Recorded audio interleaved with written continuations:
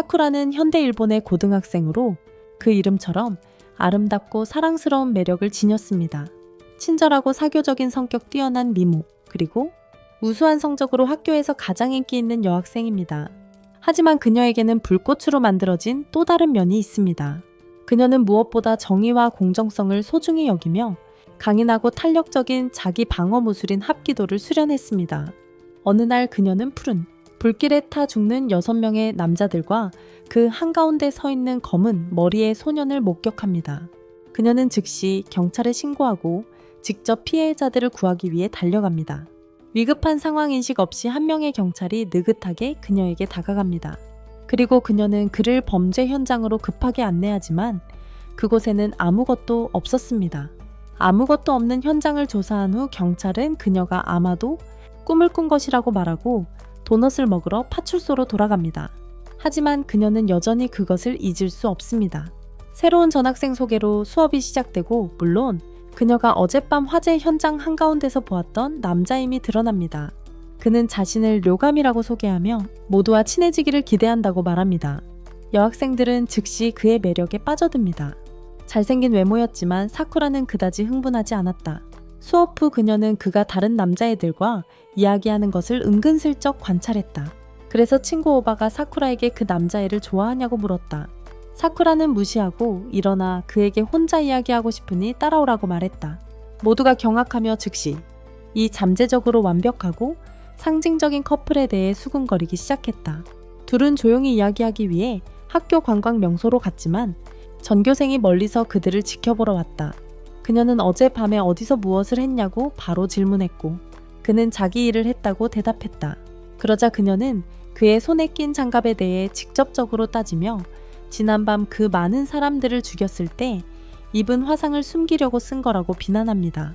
그가 그 장갑을 벗자 그의 손은 완벽하게 멀쩡했고 엄지에는 은반지가 끼워져 있었습니다. 그는 그 장갑이 어렸을 때 다친 손을 위해 특별한 사람이 준 행운의 부적이라고 설명합니다. 그래서 다시는 다치지 않도록 항상 끼고 다닌다고 합니다. 그는 그 장갑이 소중한 사람이 어릴 적 손을 다쳤을 때 준 행운의 부적이라고 설명합니다. 그래서 다시는 같은 일이 일어나지 않도록 항상 끼고 다닌다고 합니다. 그녀는 할 말이 없어지고 그는 친절하게 친구가 되고 싶다고 말하고 자리를 떠납니다. 이 때문에 모두들 그가 그녀의 고백을 거절했다고 생각하고 학교는 폭동에 휩싸입니다. 어떤 관심도 좋은 관심이고 이 일은 더욱더 여자아이들 사이에서 레이의 인기를 높입니다. 자기 세계에 사는 사쿠라는 자신의 실패에 좌절하고 그를 잡겠다고 결심합니다. 심지어 방과 후에도 따라다니며 집요하게 쫓아다닙니다.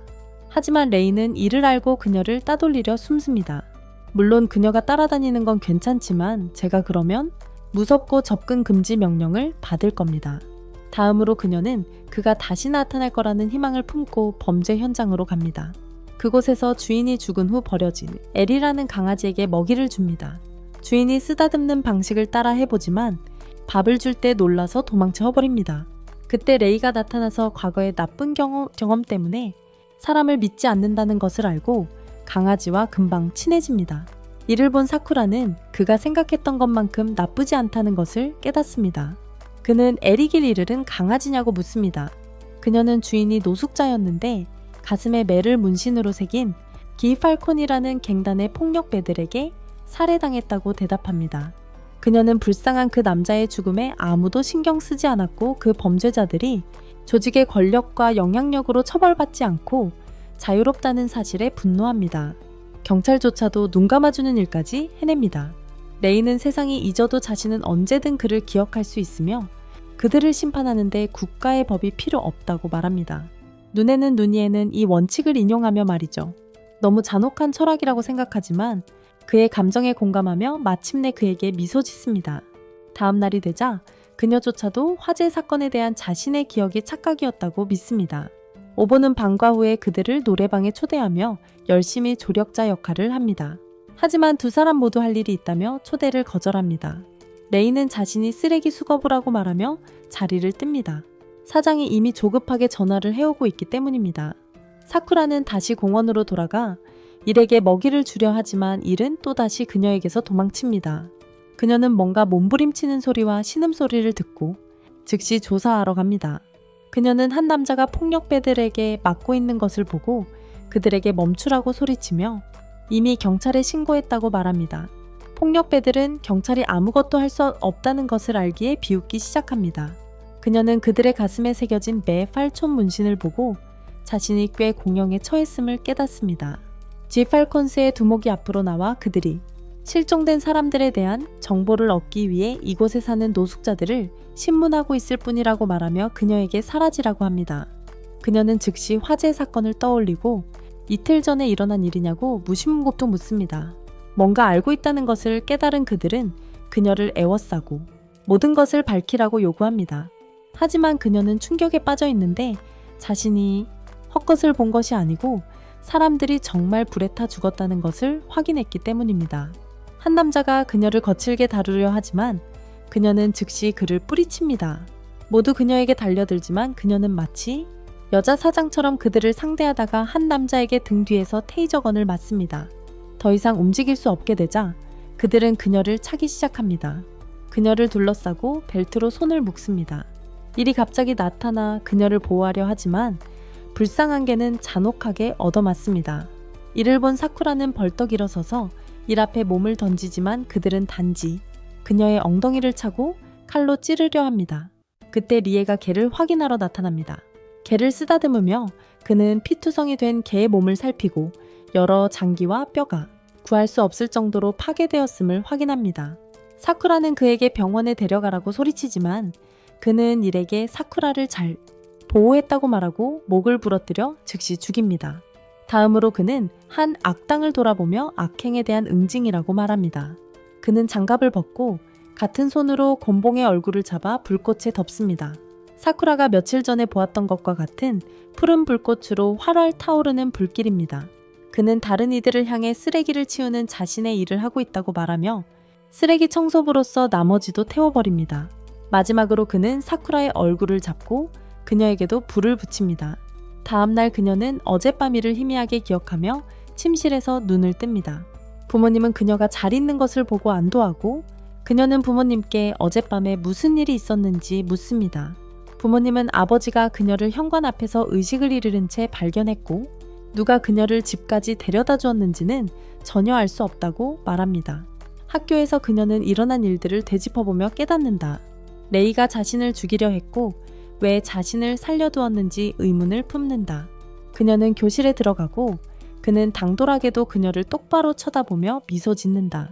오바는 열정적으로 그녀를 맞이하며 대화를 시도하지만 사쿠라는 너무나도 충격받아 제대로 대답하지 못한다.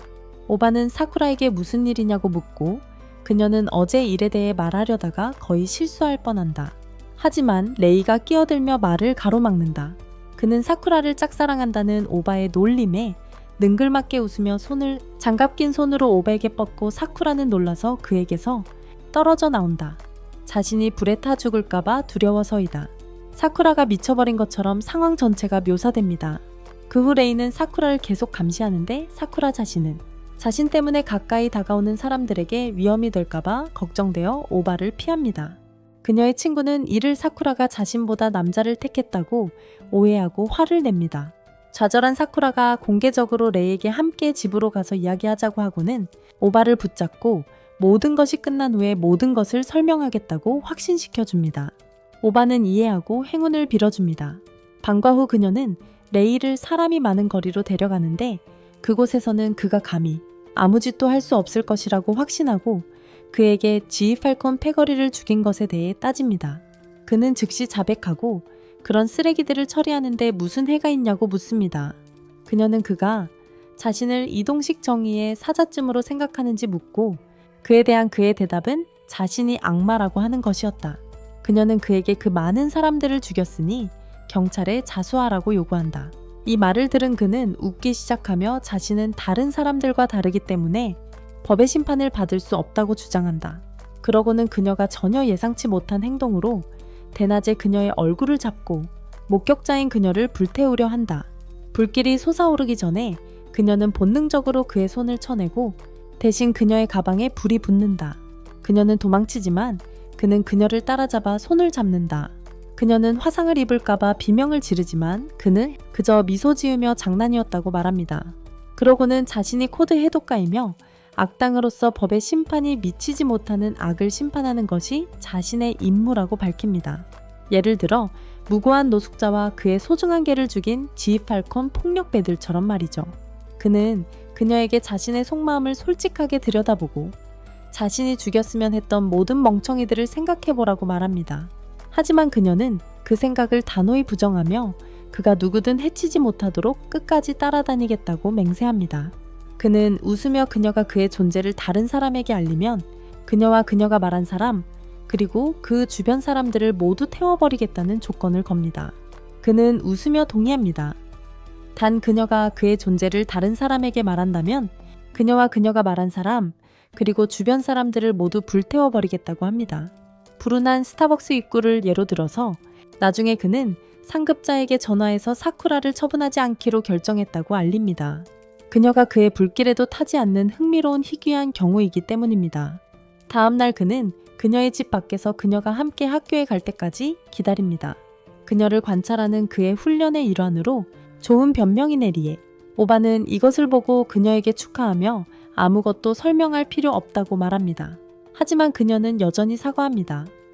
왜냐하면 그녀는 그와 함께 학교에 다닐 것이고 항상 그래왔던 것처럼 그녀 대신 그와 함께 학교에 다닐 것이기 때문입니다. 질투심 많은 소년이 대나무 칼을 들고 리에에게 돌진합니다. 그는 자신의 감정을 다스릴 수 없어서 내가 제일 좋아하는 틱톡 여자아이 사쿠라가 다른 사람이랑 사귀고 있어.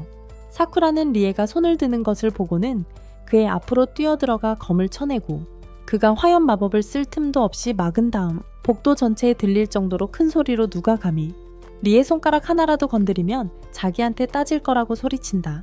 수업 후 리에는 다음날 학교 청소를 맡게 되고 임무 확인표를 위해 학생 회실에 갈 것을 권유받는다. 다른 누군가가 의심하기 전에 사쿠라가 그를 학생 회실로 데려다 주겠다고 자원한다.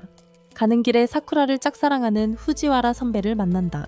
그녀는 사쿠라가 정말 멋진 여자아이라고 말하는 리에가 마음에 든다. 착한 소녀라 그에게 자신의 비밀을 털어놓기로 합니다. 안경을 벗자 아름다운 이색 눈이 드러납니다.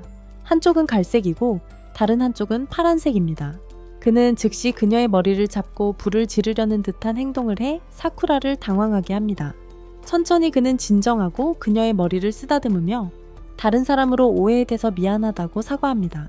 그날 후에 사쿠라는 그의 경고에도 불구하고 그의 임무를 따라갑니다. 그들은 아파트 건물에 들어가고 리에가 한 아파트의 문을 엽니다. 그는 보이는 첫 번째 사람을 공격하여 기절시킵니다. 평소처럼 사쿠라는 그를 꾸짖은 후 방으로 들어가 그들이 심지어 부패한 경찰 몇 명까지 있는 야쿠자 아지트에서 야쿠자 두목은 그의 자신감에 흥미를 느껴 그의 용무를 묻는다. 그는 자신이 지팔콘을 제압한 이후로 야쿠자의 마약 유통에 문제가 생겼다는 것을 눈치챘다고 말한다. 두목은 그의 대담한 영업 제안에 감탄하며 그에게 일자리를 제안한다. 바로 그때 사쿠라가 끼어들어 도덕적인 질책을 시작하고 방안이 모든 사람들이 웃음을 터뜨리게 만든다. 실제 경찰관 중 한 명이 그녀에게 총을 겨누자 리에가 나서서 그녀에게 말로는 통할 수 없다고 말한다. 대신 힘을 써야 한다고 말한다. 그러고는 손에 불을 붙여 한 명씩 모두 죽입니다. 학살이 벌어지는 와중에 그는 불타는 손으로 총알을 맞고 피를 흘리게 합니다. 사쿠라는 방금 일어난 일에 경악하며 리에에게 그들을 죽이는 것보다 더 나은 방법이 분명히 있었다고 소리칩니다. 더 나은 방법이 있었을 거라고 말합니다. 마약 중독자 중 한 명이 현관 옆에 앉아 금단 증상의 고통에 시달립니다. 그의 딸도 욕실에서 같은 상태이고 사쿠라는 그녀를 돕습니다. 하지만 리에는 아무런 동정심도 보이지 않고 그녀가 죽고 싶다고 말하자 목을 조르기 시작합니다. 질식하면서 그녀는 결국 죽고 싶지 않다고 쉰 목소리로 말합니다. 그래서 그는 그녀를 놓아줍니다. 그는 죽고 싶다는 것과 같은 감정은 삶의 사치이며 가볍게 여겨서는 안 된다고 말합니다.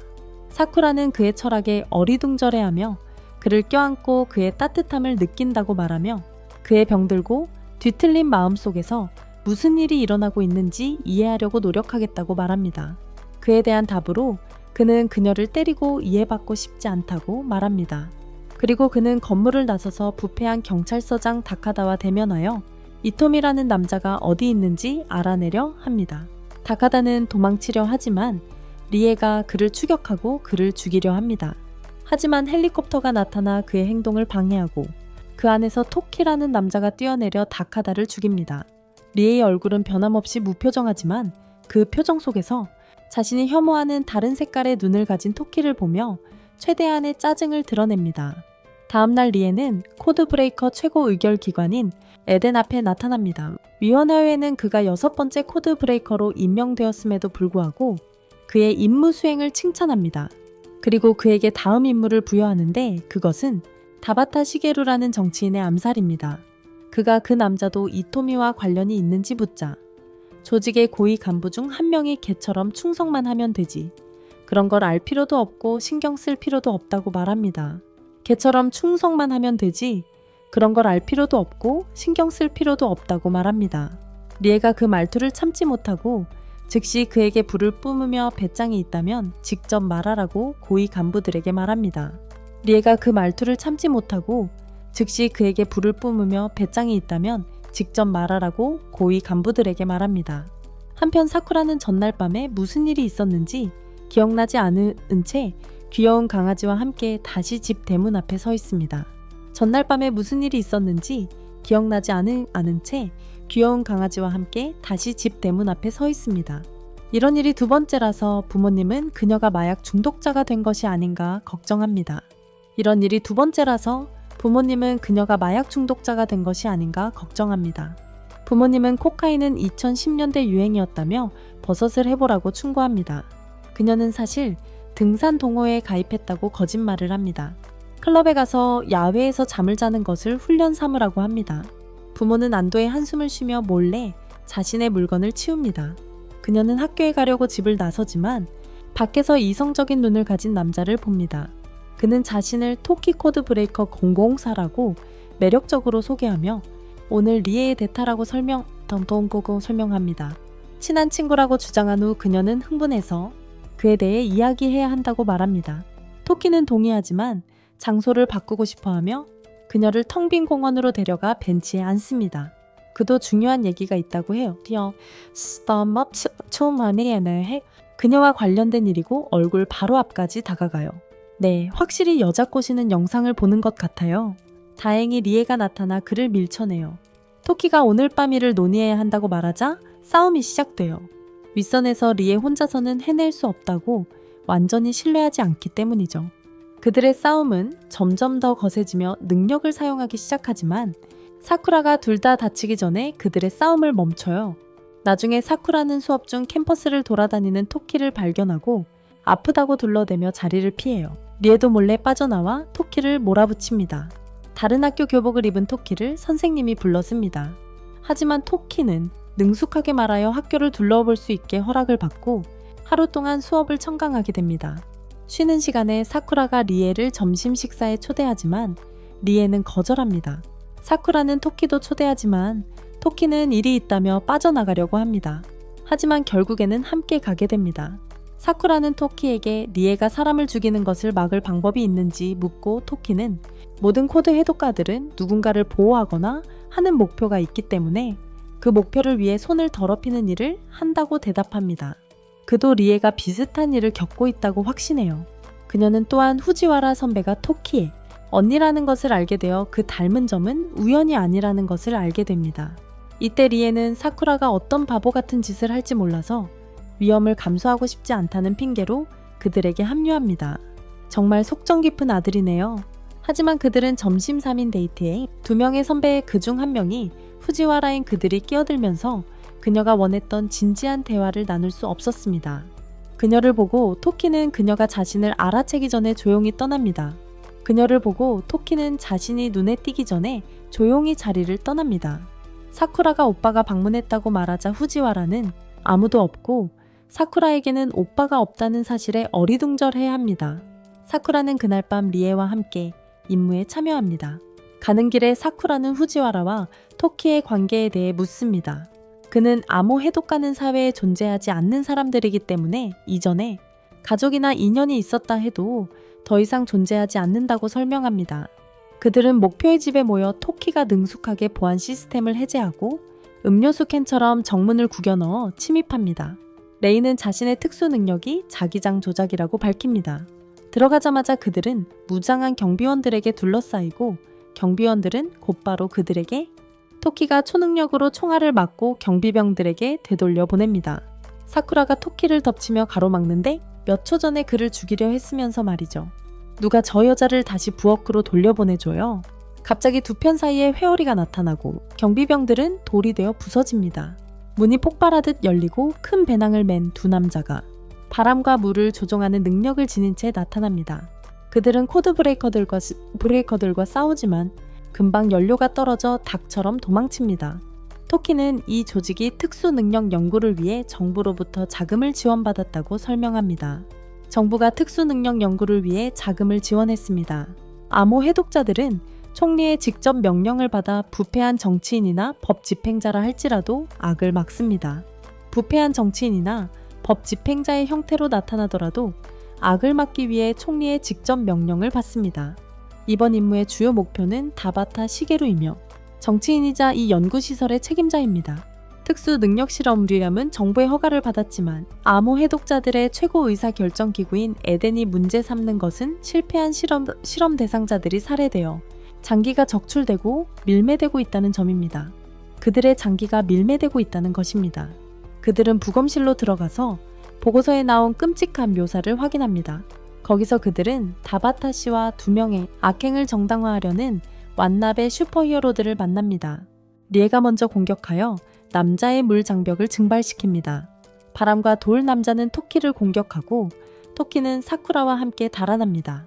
그는 대머리 남자와 싸우는데 어려움을 겪지만 사쿠라는 배낭이 그들의 힘의 원천일 것이라고 지적하며 그는 직접적으로 그것을 공격합니다.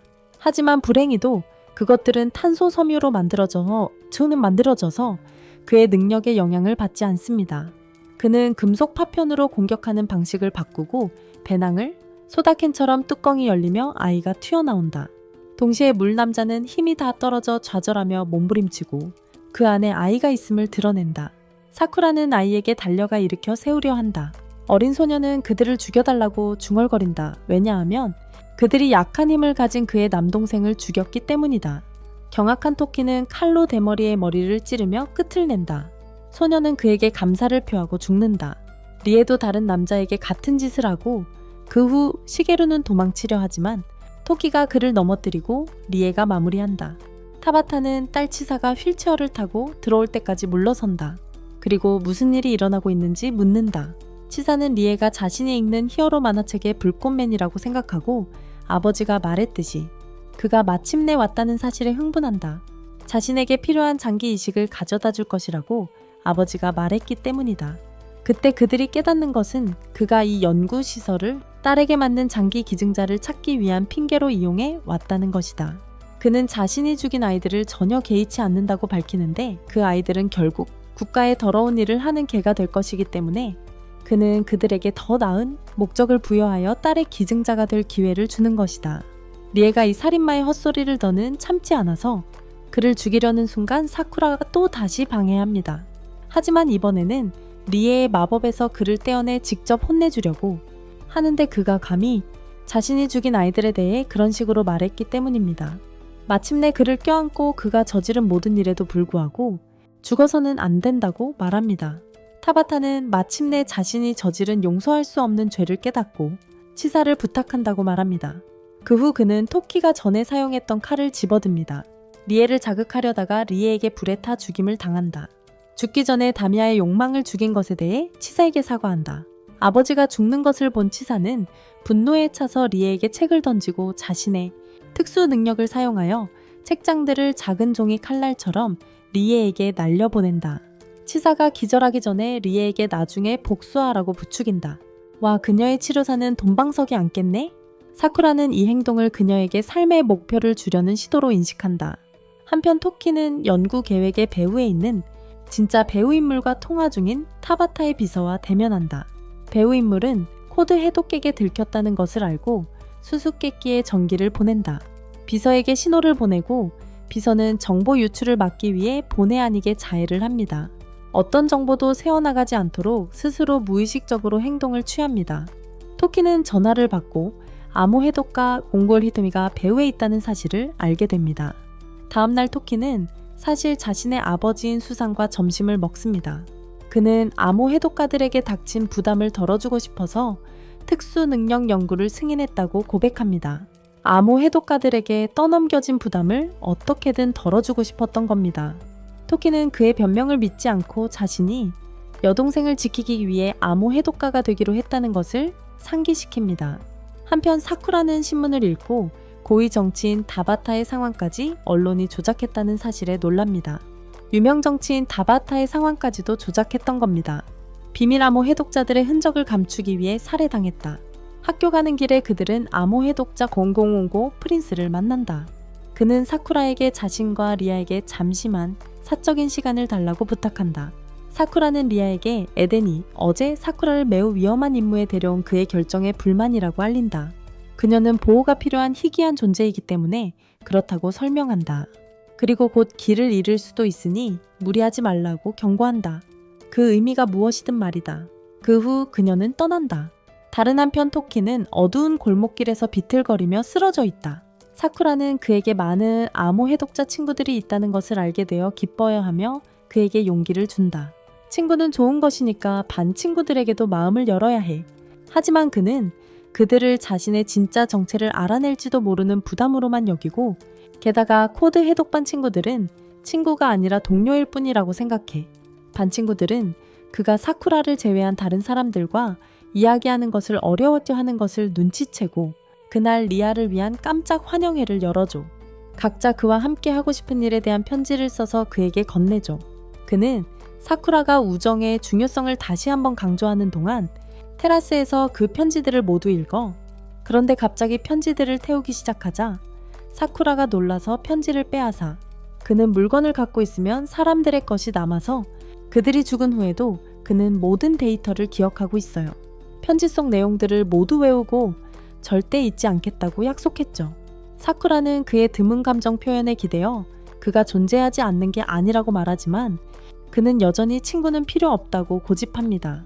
계단을 내려가던 중 검은 옷을 입은 남자들이 학교에 침입하는 것을 봅니다. 리아는 즉시 계단을 내려가 그들을 맞섭니다. 그들의 몸에는 전기가 흐르고 있습니다. 레이는 장갑을 벗고 앞줄에 불을 지르고 사쿠라는 다시 한번 그걸 막으려 하지만 그는 이 요원들은 이미 죽었고 시체가 조종당하고 있다고 설명합니다. 역시나 불타는 녀석들은 아무 일도 없었다는 듯이 다시 일어선다. 리아는 기진맥진하여 쓰러지지만 다시 일어나 쓰러질 때까지 싸운다. 사쿠라가 당황하며 달려가자 좀비 요원들이 그들에게 달려든다. 기적적으로 그들의 선생님인 칸다 선생님이 총으로 요원들을 제압하며 구해진다. 잠깐 뭐라고? 알고 보니 칸다 선생님은 변장한 강자였고 레이가 좀비들이 교실에 들어오는 것을 막는 동안 그녀가 엄호해준다. 하지만 그는 싸울 수 있는 상태가 아니었고 코드 브레이커들의 도착으로 구조된다. 002 하이크와 003 유키는 빛 조작과 음파를 각각 사용하여 좀비들을 물리칩니다. 위협이 사라지자 리아는 바닥에 쓰러져 의식을 잃습니다. 위험이 제거된 후 리아는 땅에 쓰러져 의식을 잃습니다. 하이크는 자신이 길을 잃었다고 설명하는데 이는 모든 코드 브레이커에게 불가피한 결과라고 합니다. 한편 토키는 어두운 골목길에서 여전히 의식을 잃은 채 누워있지만 아이의 모습으로 돌아가 있습니다. 그들은 모두 창고에 모여 사쿠라에게 코드 브레이커들이 능력을 과도하게 사용하면 24시간 동안 일시적으로 능력을 잃고 사람에 따라 부작용을 겪게 되는데 레이의 경우는 저천증이라고 설명합니다. 그가 기절해 있는 동안 그들은 사쿠라에게 코드 브레이커에 대한 이야기를 들려줍니다. 칸다 씨는 에덴의 요원으로 코드 브레이커들을 지원하는 임무를 맡고 있습니다. 하이쿠는 0002번이기 때문에 다른 이들의 활약을 평가하는 추가적인 책임이 있습니다. 다른 이들의 활약을 평가해야 합니다.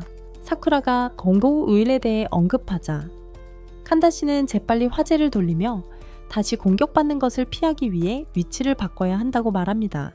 다시 공격받는 것을 피하기 위해 장소를 옮겨야 한다고 말합니다.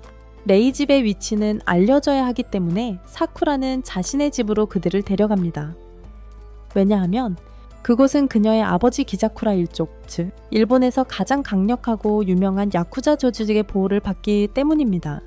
토키는 이미 아이 모습으로 그들을 기다리고 있습니다. 길을 잃었고 그의 증상이 나이 회귀이기 때문입니다. 그날 밤 하이쿠는 유키에게 좀비 요원들이 레이와 사쿠라를 노리는 것 같다고 말합니다. 그들은 하토미가 왜 그녀를 노리는지 추측하지만 결정적인 결론을 내리지는 못한다. 레이는 잠에서 깨어나 집 안을 둘러본다. 전을 둘러본다. 사쿠라의 아버지는 그가 진열된 카타나에 관심을 보이는 것을 알아채고 그에게 카타나를 건네주며 사쿠라가 위허듬에 처하면 그에 대한 책임을 묻겠다고 경고한다. 그로부터 1초 후 사쿠라가 위험의 사안의 경우에 처하는데 하토미가 집에 침입하여 그녀를 납치하려 하기 때문이다. 유키는 음파로 하토미와 싸우려 하지만 하토미는 그것을 쉽게 막고 유키를 무력화시킨다. 레이는 카타나로는 그에게 상대가 되지 않고 여러 번 감전됩니다. 하이크와 토키는 빛과 철로 그를 잠시 붙잡지만 그 때문에 왕자를 되찾은 사쿠라를 놓치게 됩니다. 그리고 코드브레이커 전원이 나타납니다. 그는 이 모든 일을 한 동기가 이튼에게 복수하기 위해서라고 밝힙니다. 레이는 더 이상 들을 필요가 없습니다. 왜냐하면 그가 걱정하는 것은 그가 악마가 되었다는 것뿐입니다. 그와 토키는 맞서 싸우지만 소용없습니다. 왜냐하면 하토미는 번개로 그들을 간단히 날려버릴 수 있기 때문입니다. 그는 장난은 이제 그만이라고 생각하고 진정한 힘을 보여줍니다. 그들을 모두 없앨 번개 구슬을 풀어놓습니다. 하지만 사쿠라는 숭고하게 그것을 막아서서 공격을 받지만 놀랍게도 완전히 견뎌냅니다. 암호 해독가는 싸움을 계속할 준비가 되어 있지만 하토미는 작별을 고합니다. 그의 진정한 목표는 모든 암호 해독가들을 이곳으로 유인하는 것이었고 그의 오른팔 유키나가 수상을 납치합니다. 유선을 납치합니다. 이 사람은 다른 사람들이 체커를 두는 동안 체스를 두고 있습니다. 유키는 귀여운 고양이 모습으로 돌아와 잔해 속에서 나타납니다. 아버지가 납치당했음에도 불구하고 토키는 개의치 않고 혼자 어딘가로 떠납니다. 격렬한 전투 후 다른 이들은 휴식을 취하며 이야기를 나눕니다. 하토미는 3년 전 코드 해독반을 떠났고 최근 사건이 있기 전까지는 주로 미아로 지냈습니다. 그의 복수가 수상을 향한 것이었다면 납치하는 수고를 할 게 아니라 바로 그를 죽였을 것입니다. 따라서 그의 목적은 다른 데 있을 것입니다. 그러므로 그의 목표는 다른 무언가일 겁니다. 리에를 제외한 모든 사람들은 존경받던 전직 리더와 마주하는 것에 주저하는 듯합니다. 특히 프린스는 그에게 나름의 이유가 있을 것이며 그들은 예전에 하토미를 되찾기 위해 최선을 다해야 한다고 생각합니다. 토키는 후지와라를 방문하고 그녀가 자신을 그의 오빠라고 부르지만 갑자기 평소의 모습으로 돌아와 그를 기억하지 못합니다. 리에가 사쿠라의 가족 사진 앨범을 봅니다. 그리고 사쿠라의 아기 사진이 없다는 것을 알아챕니다. 사쿠라는 부모님이 버려진 아기로 입양했기 때문이라고 말합니다. 나중에 그의 부모님은 그에게 사쿠라가 버려진 것을 발견했다고 비밀리에 이야기합니다. 집 대문 밖에서 온몸에 피가 묻어 있었지만 다치지는 않았다고 합니다. 어디서 왔든 비극적인 과거를 겪었을 것이고 그래서 죽음에 대해 본능적으로 혐오하는 것입니다. 지금까지 그들은 딸을 비극으로부터 최대한 멀리하려고 노력했지만 이제는 그녀가 스스로 비극 속으로 뛰어들었다고 두려워합니다. 그래서 그들은 리에에게 그녀가 고통받지 않도록 최선을 다해달라고 부탁해. 다음날 코드브레이커들은 히토미와 수상의 행방에 대한 단서를 찾기 위해 흩어졌다. 히토미와 수상이 어디 있는지에 대한 단서를 찾기 위해 리에와 사쿠라는 야쿠자 은신처 아파트에서 모든 것이 지워져 있는 것을 발견했다. 칸다씨는 다른 요원들과 이야기를 나누는데 그들은 사쿠라가 희귀 혈통이라는 사실을 그녀에게 알리지 않았다고 밝힌다.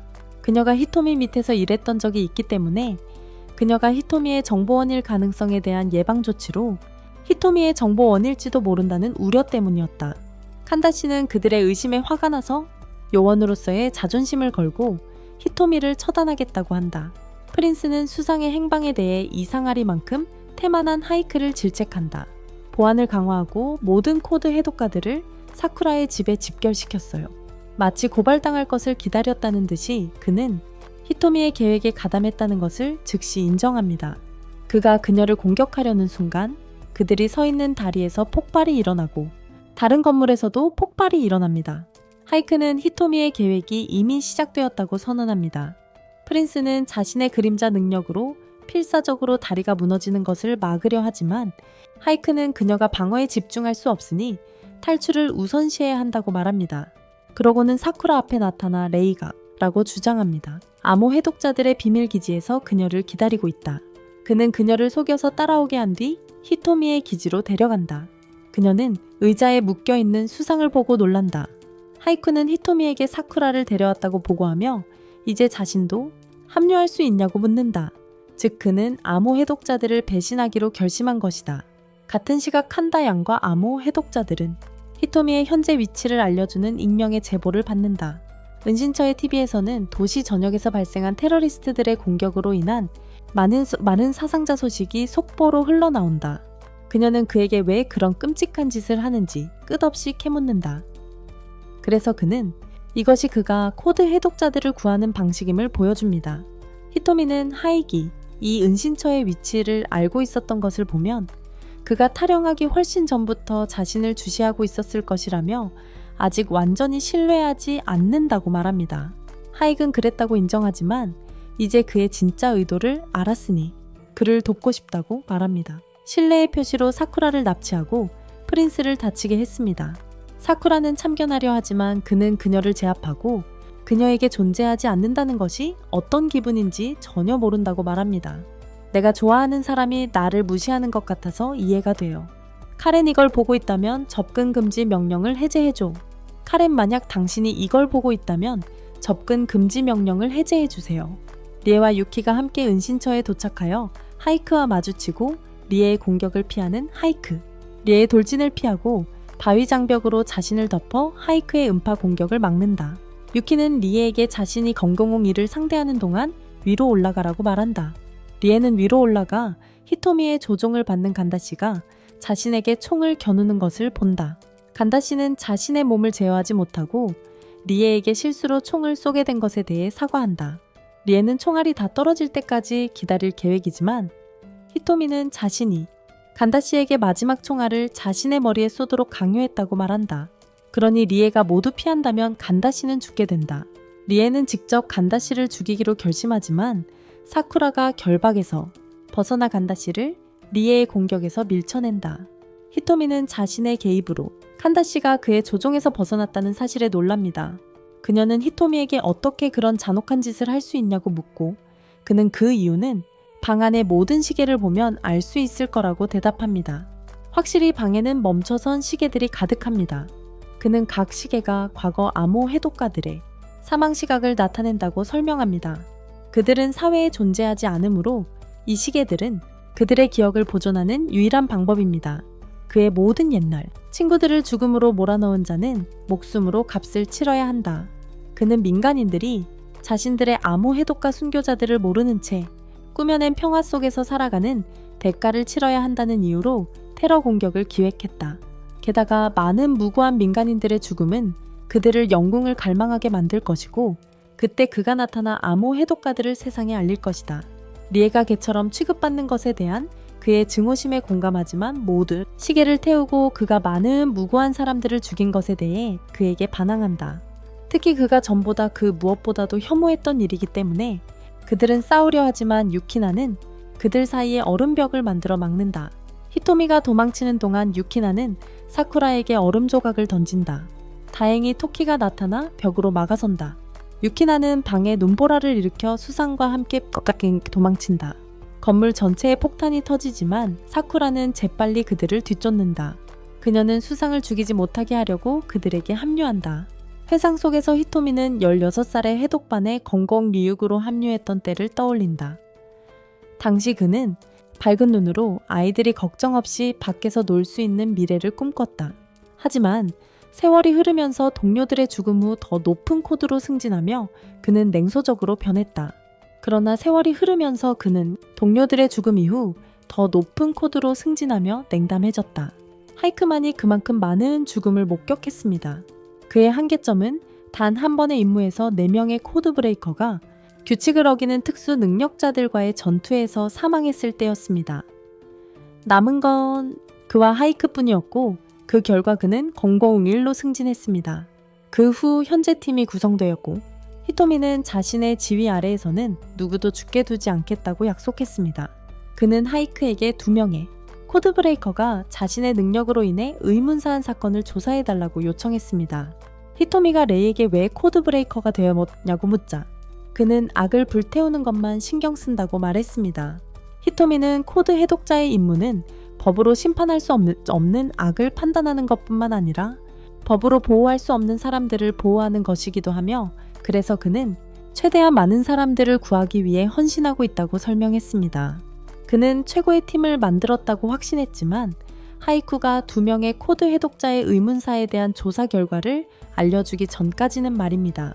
알고 보니 코드 해독자들이 능력을 사용할수록 소실 단계 사이의 간격이 넓어져서 능력이 통제불능 상태에 빠지기 전에 소실 상태에 들어갈 수 없게 되는 지점에 이릅니다. 결국 능력이 통제불능이 되어 그들을 죽음에 이르게 합니다. 에덴은 코드 종료라는 측면에서 이 현상을 알고 있습니다. 이 사실에 히토미는 분노하는데 그는 자신이 그만큼의 대가를 치러야 한다고 느끼기 때문입니다. 그의 궁극적인 팀을 점진적인 코드 앤드 데스로 이끌었다. 그때 그는 수상과 맞서기로 결심했다. 소중한 팀원 오고분들의 목숨을 위해서 어느 날 그의 암호 해독가들은 히토미가 반란을 일으켜 수상을 암살하려 했다는 경고를 받았다. 현재로 돌아와 그는 스카이타워 꼭대기에 수상을 묶어놓고 남은 60분 안에 그를 처형하겠다고 공개적으로 발표한다. 그 시간 동안 수십 개의 폭탄이 일본 전역에서 폭발할 것이고 5만 명의 목숨을 앗아갈 것이다. 유키는 전국에 음파를 보내고 일본 전역에 1,500개의 폭탄을 감지한다. 전국 각지에 설치된 폭탄들 때문에 1시간 안에 해체하는 건 불가능해요. 사쿠라 아버지와 그의 부하들은 필사적으로 사쿠라의 휴대전화 신호를 통해 위치를 추적하려 합니다.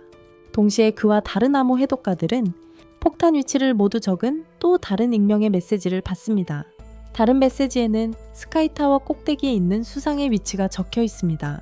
레이토키 그리고 카나씨는 그곳으로 향하고 유키는 최대한 많은 폭탄을 해체하려 합니다. 히토미와 하이쿠는 CCTV 카메라를 통해 레이의 도착을 알게 되고 히토미는 그의 진짜 능력을 시험해보고 싶어 그와 맞서기로 결심한다. 레이는 최상층에 도착하여 천장에 매달린 사쿠라를 발견한다. 그는 히토미에게 폭탄을 해제하는 방법을 묻지만 히토미가 대답하지 않자 그에게서 강제로 답을 얻기로 한다. 그는 카타나를 뽑아들고 자신의 불꽃을 주입하지만 전기 충격 장벽을 통과하기가 어렵다는 것을 알게 된다. 히토미는 공격을 개시하여 사방으로 충격파를 보내고 레이는 제자리에 머물러 방어할 수밖에 없게 된다. 레이는 그가 이전에 왜 수상을 암살하려 했는지 묻지만 히토미는 그가 단지 그와 이야기하기 위해 갔을 뿐이라고 밝히며 수상이 그의 말을 듣지 않고 자신의 요원들을 보냈다고 말한다. 그들에게 압력을 가해 탈출하기 위해 그들을 죽일 수밖에 없었다. 암호 해독자들을 세상에 알리기 위해 그런 수단을 써야 한다는 것이 부끄럽다고 인정하지만 에덴화 총리가 그를 몰아붙였다. 게다가 그가 보호하려는 것은 암호 해독자들 뿐만 아니라 정부가 연구와 암호 해독자 모집을 위해 부모에게서 빼앗은 수천 명의 특수능력 아동들이다. 정부의 개, 즉 화려한 이름으로 위장된 존재들 말이다. 한편 칸다시와 토키는 눈부신 빛을 이용해 자신을 복제하고 토키를 일제히 공격하는 하이크와 마주한다. 반짝이는 녀석들은 총리의 임박한 죽음을 상기시키며 토키를 흔들어 그를 잃어버린 단계에 더욱 가까이 다가가게 만든다. 하지만 토키는 모든 힘을 다해 하이크의 최후의 공격을 막고 그의 반짝이는 엉덩이를 차버립니다. 그 후 아버지와 수상이 묶여있는 곳으로 가지만 풀어주기를 거부합니다. 한편 유키마는 특수능력 아동들이 감금된 건물에 잠입하지만 다리에서 하이크의 공격을 생존한 프린스와 마주칩니다. 그녀는 아이들과 히토미를 구할 것이라는 믿음으로 어떤 타협도 없이 그와 싸웁니다. 한편 히토미는 레이를 때리고 폭탄이 특정 시간에 폭발하도록 설정되어 있어 막을 수 없다고 주장합니다. 시간이 흘러 이젠 그를 제어할 수 없게 되었습니다. 그런 상황에선 일반 시민들이 공포에 질려 영웅이 필요할 때까지 지켜볼 수밖에요. 레이는 전직 상관이 이렇게 타락할 줄 몰랐지만 히토미는 그들의 모든 암호 해독 임무가 에덴의 국가를 위해 존재한다고 말했습니다. 레이가 제거한 야쿠자들은 그를 돕고 있었기에 표적이 되었지만 악행을 저지르는 다른 야쿠자들은 많았습니다. 사바타와 지팔콘도 마찬가지였습니다. 그는 레이에게 마지막으로 합류할 것을 요청하지만 레이는 에덴이 악이지만 많은 사람들을 죽인 히토미 또한 악이라고 말하며 거절합니다. 그 후 그는 길을 잃지만 사쿠라는 히토미가 그를 죽이기 전에 그를 보호합니다. 한편 사쿠라의 아버지와 야쿠쿠라 일당은 익명의 제보를 따라 폭탄 조종 장치의 위치를 추적합니다. 놀랍게도 그들은 특수 능력을 가진 두 아이가 폭탄 폭파 신호를 방송하는 차량을 지키고 있는 것을 발견합니다. 히토미는 사쿠라에게 질려 그녀의 목을 조르기 시작하고 레이는 길을 잃은 상태라 그녀를 구할 수 없습니다. 타이머가 끝나지만 폭발은 일어나지 않고 총리는 여전히 살아 있습니다. 하이쿠는 이 관계를 멈추기 위해 보낸 뱅화 아이들이 있던 시설의 위치를 파악했어. 유키는 두 아이가 유키카라의 정신이 팔린 틈을 타 벤을 파괴했고 프린스는 유키하나와 싸우며 시간을 벌어 다른 이들이 특수 능력 아이들을 다른 장소로 대피시키도록 했어.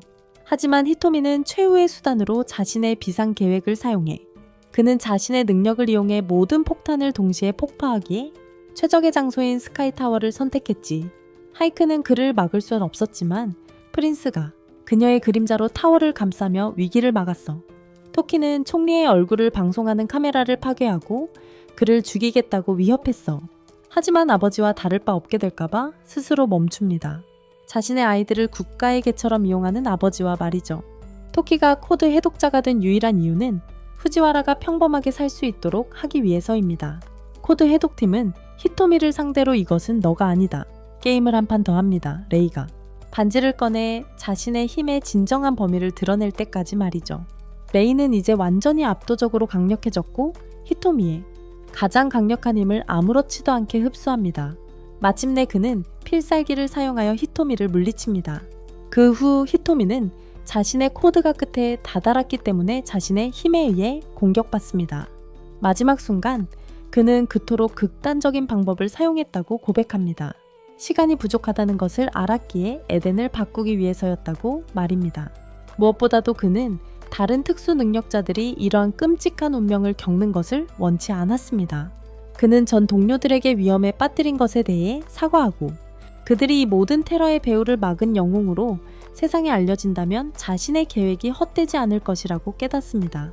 하지만 총리는 단칼에 그의 말을 거절하고 히토미는 분노에 휩싸여 그를 죽이려 하지만 코드 브레이커들이 그를 막고 그에게 더 이상의 악에 물들지 않도록 다른 사람들 곁을 떠나라고 합니다. 마침내 평정을 되찾은 히토미는 숨을 거둡니다. 그리고 평온함을 느끼며 히토미는 죽음을 맞이합니다. 암호 해독자들은 그의 죽음을 애도합니다. 그의 존재를 알았던 유일한 사람들이었습니다. 나중에 토키는 대중이 위기를 해결한 공을 경찰에게 돌리는 것을 듣게 됩니다. 수상은 하이쿠와 함께 자신의 생존을 자랑스럽게 축하하며 레이오의 진정한 능력을 이끌어낸 상황을 만들어낸 것에 대해 칭찬합니다.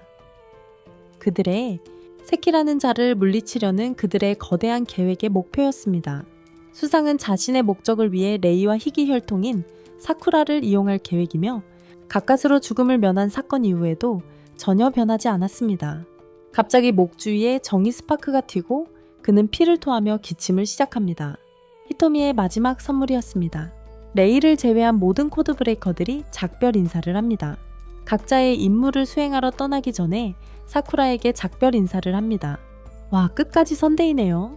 사쿠라는 일상으로 돌아가지만 사회를 위해 목숨을 걸었던 숨겨진 영웅들을 결코 잊지 않습니다. 그들을 위해 희생한 숨은 영웅들을 절대 잊지 않습니다. 이 영상은 여기까지입니다. 좋아요와 구독 버튼을 눌러 2부를 기다려주세요. 화면에 나오는 다음 영상도 시청해주세요.